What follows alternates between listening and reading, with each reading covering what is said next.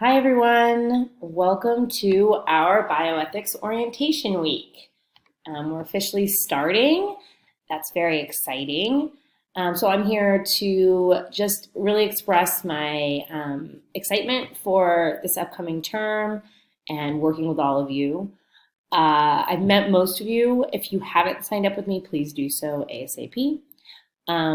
But either way, let's get started on the orientation. In order to find that, you're going to, this is the homepage where you should be right now. And it's going to look slightly different for you because I'm not in student mode, but there is a list of things on the side. You're going to click on the modules, and as soon as you do, you'll find our orientation work here. So this is what we're going to be working on over the next few days. You can just go through all of those. If you scroll down a little bit, you'll find all of our Unit 1 work. So it's the first 3 weeks of the course all laid out here. And there's also general course resources. So those will all be available for you to look through.